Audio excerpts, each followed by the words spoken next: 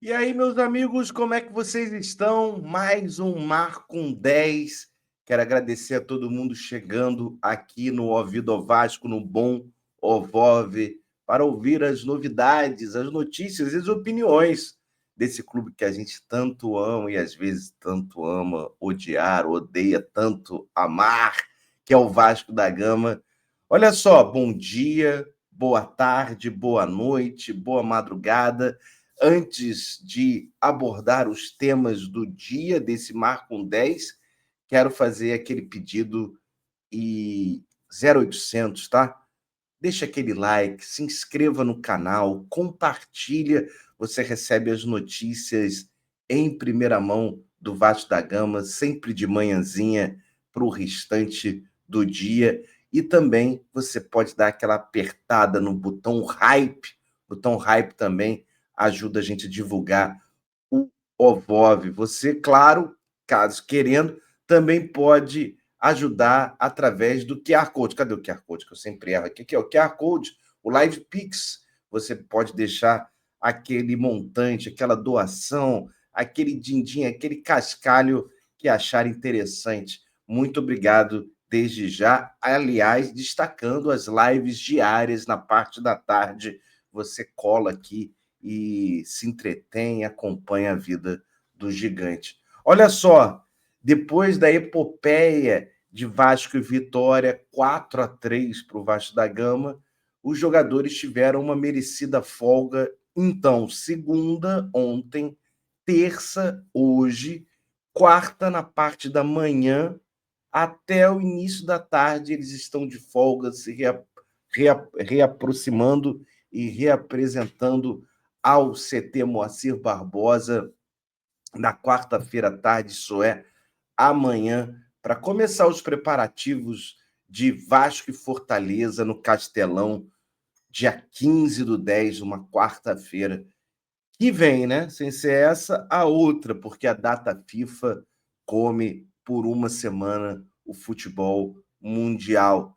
A gente falou muito da montanha-russa de emoções dentro do campo, que foi Vasco e Vitória, mas a recuperação judicial também está daquele jeito, coração palpitando, e eu digo isso das emoções relatadas ao longo do dia de ontem em relação à perspectiva da primeira reunião, a Assembleia Geral de Credores, que será realizada dia 9, quinta-feira. Vocês sabem bem que o Vasco está na justiça buscando a aprovação do financiamento DIP, Debtor in Possession, né, esse DIP, que vai possibilitar o Vasco, através, mediante o empréstimo da Crefisa, 80 milhões para dar uma oxigenada no caixa do clube, sendo que desses 80 milhões, 70 milhões para pagamento e depósito até dia 26/10. O Vasco tinha oferecido como garantia dessa alienação, seria uma forma de alienação fiduciária, 20% das cotas da Vasco SAF. Esse valor foi questionado pelo administrador judicial indicado pela juíza Caroline da Quarta Vara Empresarial. Então o Vasco pensou, refletiu e, junto à Crefisa, pediu para reduzir a garantia. Então, ao invés de 20% das cotas da Vasco SAF, o Vasco agora, pelos 80 milhões, oferece 10% de garantia. O que isso significa na prática? Significa até um recado para o mercado, ao meu ver. A gente sabe que o Vasco fez um processo, uma tomada de preços para chegar à Crefisa, e a Crefisa, numa boa vontade, que a gente ficava achando que não tinha mais, pelas respostas do Pedrinho sobre não quero falar do relacionamento com José Lamáquia e Leila Pereira, donos da Crefisa, ao longo do ano de 2024 para o início desse ano de 2025, a Crefisa topou reduzir. Mas isso para o mercado dá uma segurança, porque o Vasco, no ano de 2022, teve o aporte da 777 de 70 milhões, e isso significava 10%, bem ou mal, da Vasco SAF. Agora, passados 3 anos, o Vasco diz que houve, aparentemente, uma valorização de 80 milhões por esses 10%.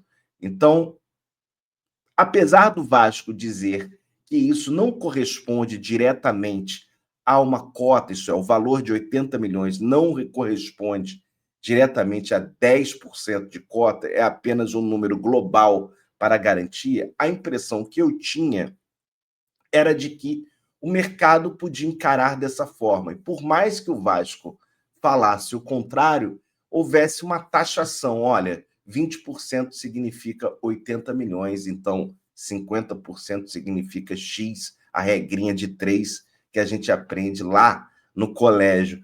Eu acho que foi prudente do Vasco fazer essa alteração, se reposiciona na relação e também para a galera que gosta de uma teoria de conspiração, reconheço que a Crefisa, benevolente, amiga, generosa, reduz e concorda que a garantia dos 80 milhões passem de 20 para 10. Interessante e significa realmente, independente de teoria da conspiração, de que a Crefisa pode querer lá na frente name rights, pode querer comprar a Vasco SAF, significa que existe um bom relacionamento com José Lamáquia e a Crefisa. Por quê?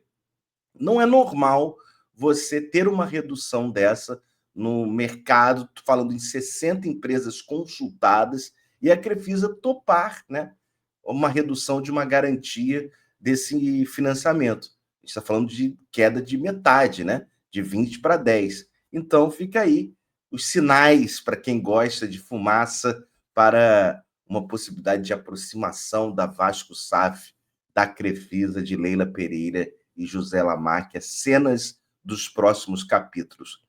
Falando em Assembleia de Credores, a gente destaca que a reunião vai acontecer dia 9, agora, quinta-feira, na Barra da Tijuca, e o Vasco soltou uma nota ontem, no final do dia, destacando o Valdir Bigode, né? Valdir Bigode, centroavante, jogador histórico do Vasco da Gama, tricampeão carioca com o Vasco 92, 93, 94. Valdir tem aparecido em alguns podcasts, mesa-cast, como você queira chamar, destacando que o Vasco passou na frente jogadores, sendo uma preferência para determinados credores, privilégios concedidos, enquanto que a lista, ele, Valdir e outros jogadores, não foram privilegiados, pelo contrário, foram, entre aspas, passados para trás. O Vasco destaca na nota que já apresentou de forma transparente que essas alegações são completamente infundadas, que trata-se de uma informação falsa, que, no caso específico, dando nome aos bois, Felipe Playboy, Felipe Maestro, não foi favorecido de forma alguma, fazem essa correlação e por causa do Felipe fazer parte da diretoria do futebol, e o Vasco destaca que é uma tentativa, essa informação falsa, de trazer uma desestabilização ao processo de reestruturação financeira e a recuperação judicial. E diante das gravidades das declarações, o Vasco afirma que Valdir será acionado judicialmente e terá que comprovar o que vem afirmando nos programas. E Valdir, que estava reclamando que o Vasco devia dinheiro, e é verdade, o Vasco deve dinheiro ao Valdir, agora o Vasco vai interpelar Valdir para responder, para falar na justiça que papo é esse de jogador que está sendo privilegiado e as provas. Eu vi um corte do Valdir num desses programas, as supostas provas que Valdir tem, é só ver, né? Diz ele, que existe um privilégio para uns e um afastamento de outros na lista de credores. Esses pontos das objeções à recuperação judicial do Vasco, ao plano de recuperação judicial do Vasco, está dando o que falar, né, amigos? Porque ontem a gente trouxe a informação, e são dois vascaínos, ilustres vascaínos, beneméritos do Vasco da Gama, Antônio Peralta e José Luiz Moreira, o Zé do Táxi, para quem não lembra do nome, apelido dele quando era diretor de futebol do Vasco, apresentaram objeções ao plano de recuperação judicial lá na 4ª Vara Empresarial. E os dois destacam que estão sendo comidos, entre aspas, pelo valor a ser recebido, sendo que haveria um descontentamento em relação ao projeto do Vasco de deságio para pagamento de valores dos credores. Só para vocês terem uma ideia, o Vasco, isso está no papel, não é algo inventado, não é algo trazido da cabeça, é real. O Vasco, para Antônio Peralta e José Luiz Moreira, deve, somado, mais de quase 5 milhões de reais. É uma grana bonita em que os dois estão lá na justiça destacando que podem sim estar sendo prejudicados no plano de recuperação judicial apresentado no Vasco da Gama. A gente vai acompanhar, não são só Antônio Peralta e José Luiz Moreira, jogadores que passaram pelo Vasco também apresentando objeções, credores como o banco, até outros clubes de futebol. Eu vi o Olímpia, o News Old Boys, discutindo, apresentando suas críticas ao projeto. A verdade é que esse plano de recuperação precisa ser aprovado na Assembleia também, e essa Assembleia, que vai acontecer agora quinta-feira, não é definitiva. A impressão que dá, até pelo número de objeções, é que talvez não seja aprovado pela maioria o projeto do Vasco da Gama, e isso também não é problema, pelo número de credores, pelo número de valores, pelo projeto apresentado, provavelmente teremos mais de uma audiência, mais de uma assembleia de credores para se chegar a um denominador comum, a um plano em que todos, ou a grande maioria, acorde da recuperação judicial vascaína.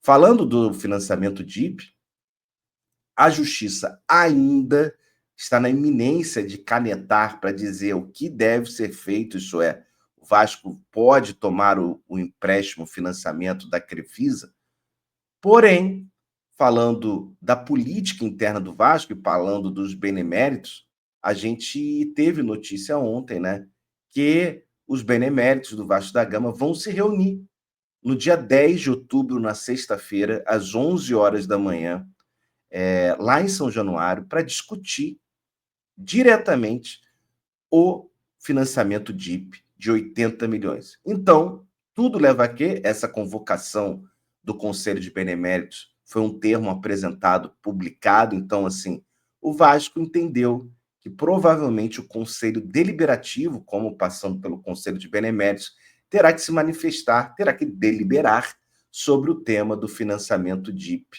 Então, uma das críticas, uma das ponderações que o Ministério Público e o administrador judicial destacavam é que o Conselho de Beneméritos, o Conselho Deliberativo do Vasco, na realidade, precisava opinar sobre esse financiamento, justamente por tratar de uma garantia de uma alienação fiduciária de 20% e agora 10% de cotas da Vasco SAF. A gente sabe bem que esse assunto é intrincado, é um imbróglio, às vezes chato de acompanhar, e a gente tenta, na medida do possível e na boa humildade, destrinchar tudo aqui para vocês no Ouvido ao Vasco. Quero agradecer a todo mundo que colou, que acompanhou este vídeo. Deixa aquele like, compartilha, se inscreve no canal. Muito obrigado a todo mundo que chegou até agora. E qualquer novidade, a gente vai falando aqui. Grande beijo, bom dia, boa tarde, boa noite para todos vocês. E graças a Deus, vitória Vascão.